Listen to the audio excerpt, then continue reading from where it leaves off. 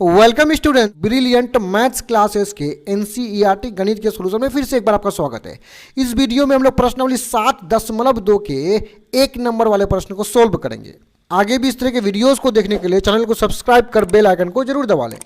तो यहाँ 1 नंबर में है कि उस बिंदु के निर्देशांक, यानी ये जो बिंदु है इसका निर्देशांक मतलब x और y के मान को निकालना है। ज्ञात कीजिए जो बिंदुओं -1,7 और 4,-3 को मिलाने वाले रेखाखंड को 2:3 के अनुपात में विभाजित करता है। मतलब ये हुआ कि ये जो बिंदु है ये और ये बिंदु दोनों को हम मिलाएंगे तो एक रेखाखंड मिलेगा, एक लाइन मिलेगा, और इस लाइन को विभाजित करता है ये वाला बिंदु। तो इस बिंदु को हम लोग विभाजन बिंदु भी कह सकते हैं, क्योंकि ये बिंदु जो है इस रेखाखंड को विभाजित करता है, तो इसे विभाजन बिंदु कहेंगे। और अनुपात हमें दिया हुआ है m1 अनुपात m2 दिया हुआ है 2:3। तो सबसे पहले इस प्रश्न में हम क्या करेंगे, ये जो विभाजन बिंदु है इसको हम लोग चलिए P मान लेते हैं। तो उसी बात को यहां सिंपल सा लिख लेंगे, माना कि विभाजन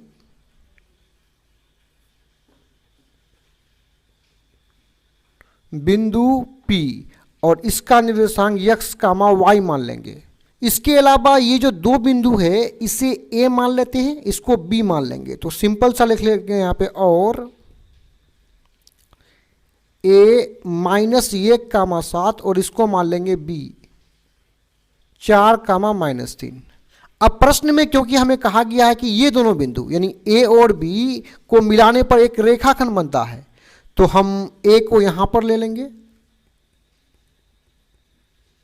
और B को यहां पे ले लेंगे, और इन दोनों बिंदु को मिलाकर के एक रेखाखंड को खींच लेंगे।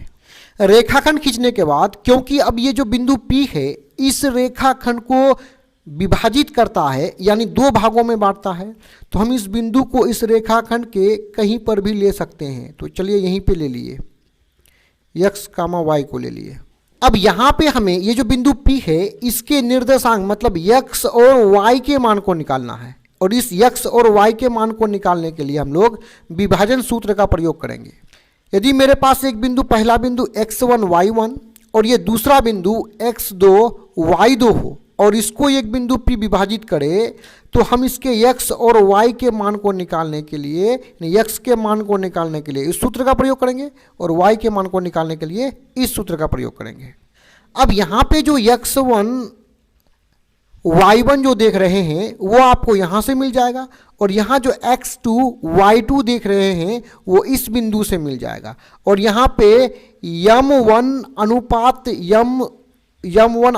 m2 आपका यहाँ पे कितना दिया हुआ है 2:3। तो आइए सबसे पहले x1 y1 x2 y2 को लिख लेते हैं, उसके बाद सूत्र का प्रयोग करेंगे। तो ये पहला बिंदु है तो पहला मान हो जाएगा x1, दूसरा मान y1। उसी प्रकार दूसरा बिंदु में x2 y2, x2 4 y2 -3।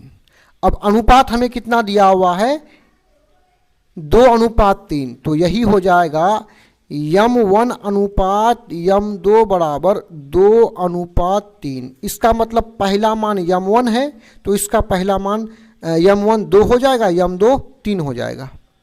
अब इस बिंदु के x के मान को निकालने के लिए x के सूत्र का प्रयोग कर लेंगे। तो x का सूत्र होता है m1 x2 plus m2 x1 बटे m1 प्लस m2 बराबर करेंगे।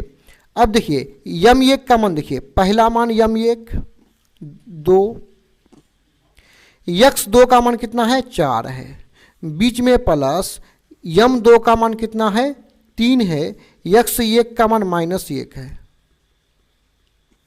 और m1 प्लस m2, तो m1 2, m2 कितना है 3 है, तो 2 प्लस कितना हो जाएगा 3 हो जाएगा।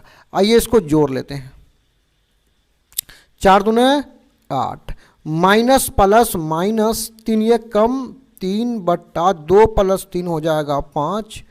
8 से 3 घटेगा तो 5 और बट्टा में कितना है 5, 5 1 कम 5, 5 1 कम 5, 1 बट्टा 1 मतलब 1। अब आगे बढ़ते हुए इसी बिंदु के y के मान को निकाल लेंगे। तो y के लिए y का सूत्र का प्रयोग करेंगे। इसका सूत्र होता है m1 y2 plus m2 y1 बट्टे m1 प्लस m2, यानी y का मान निकालेंगे तो यहाँ पे y को लेंगे और x वाले में x को लेंगे।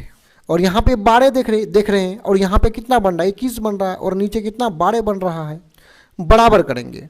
m1 का मान ऊपर में कितना देखें, m1 का मान 3 है, m1 का मान कितना 2 गुना y2 और y1 के मान को ऊपर देख लेते हैं। देखिए y1 का मान 7, y2 का मान -3 है, तो उसी को यहाँ पे रख लेंगे, यानी y2 का मान है -3, बीच में प्लस m2 का मान अभी अभी ऊपर में कितना देखें, m2 कितना है 3 है, तो m2 3 गुना करेंगे, y1 का मान ऊपर में कितना देखें 7 देखें, बट्टा करेंगे, m1 का मान है 2, बीच में प्लस m2 का मान है 3।